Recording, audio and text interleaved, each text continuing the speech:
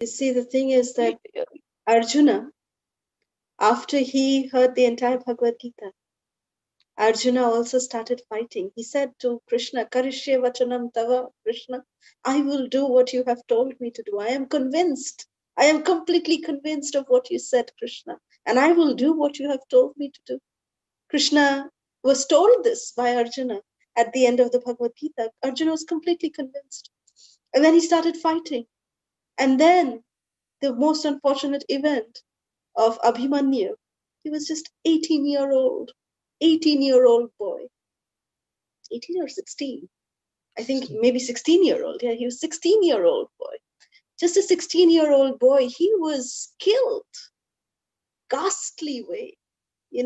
All the, big Maharathis, they surrounded Abhimanyu. And, a lone kid, one child. And that too without any weapons or anything. And they unjustifiedly, they just all attacked him together. They killed him. Which was totally against dharma. The dharma of the battle, it was totally against everything, all the principles. They defied everything. And the Kauravas killed him so unjustifiably. And then when Arjuna returned to the camp that night, Abhimanyu's body was there. And Arjuna was devastated. He was crying hysterically. He was crying. And he was in so much pain. His heart was crying. His heart was bleeding, in fact. He was crying. Uncontrollably, he was crying. So does that mean that Arjuna is not a perfect disciple of the Bhagavad Gita? He heard Bhagavad Gita from Krishna just 2-3 days ago, and he's crying. He should remember Vasamsi Jirnani Yatha Vihaya Navani Grinati Naro Parani Tatha Sharirani Vihaya Jirnani Anyani Samyati Navani. He should have remembered that, oh, this is not my child. The soul has now moved on to another body. So he should have remembered that. Why did he, Arjuna, cry? But then Srila Prabhupada describes, so beautifully Srila Prabhupada describes this. He says that Arjuna is a perfect disciple of the Bhagavad Gita.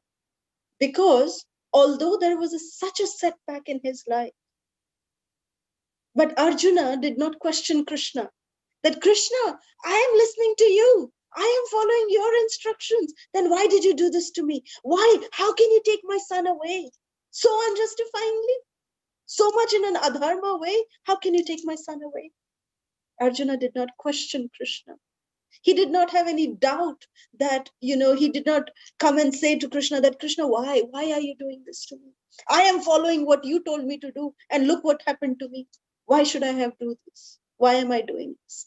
Arjuna never had that kind of a, attitude towards Krishna. Rather, he even resolved even more firmly to fight the next day, to carry out the instructions of Krishna. And he made the promise that tomorrow, before sundown, I'm going to behead Jayadratha. I'm going to kill him. So, Prabhupada explains that Arjuna, his discharge of his duty was not apprehended by this unfortunate incident that happened in his life. And that is what makes Arjuna the perfect disciple of the Bhagavad Gita. Srila Prabhupada explains that a devotee doesn't mean that they're going to be heartless, that they're going to be emotionless. One time there was, Srila Prabhupada was visiting one particular city, and he was leaving that particular city and going to another city, and devotees were crying, disciples were crying, Prabhupada's leaving from there. And then there was one devotee, he was like, oh, Jai Prabhupada, Jai Prabhupada. And Prabhupada just looked at him and he commented that that's a very superficial devotee, that when the spiritual master is leaving, there has to be some kind of separation. Otherwise, it's very superficial. So, but that's, when we are, undergoing that kind of an attitude also, but that doesn't stop us from surrendering to Krishna. That doesn't stop us from continuing our service to Krishna. Rather, during difficult times, our service to Krishna, our dependence upon Krishna increases multifold. That is the test. That we don't question Krishna, that Krishna, how could you do this to us? Why did you do this to us, Krishna? We never question that. But rather we tell Krishna that, Krishna, okay, you have put us in this condition. So this is your mercy, Krishna, and that you are giving us an opportunity to surrender more to you. It was because of this situation that happened with our spiritual master and, our God brothers, that it gave us a chance to chant more, to take shelter of Krishna more. That's how we must be grateful to Krishna.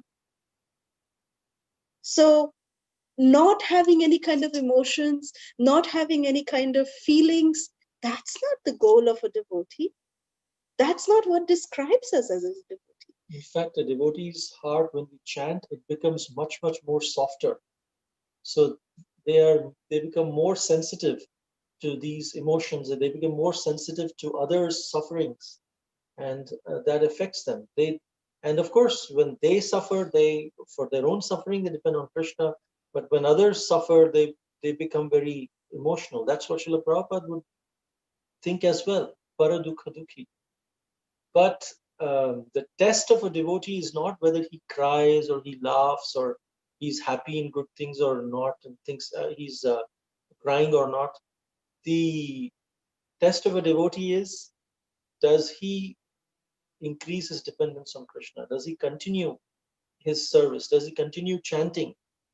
In our context, do we improve the quality of our chanting as a result of this? Or have we given up chanting, thinking, oh, this person died, so I have lost my faith in God, or I've lost my faith in Krishna? Or are we saying, no, I should take more shelter of Krishna because this is the nature of the material world?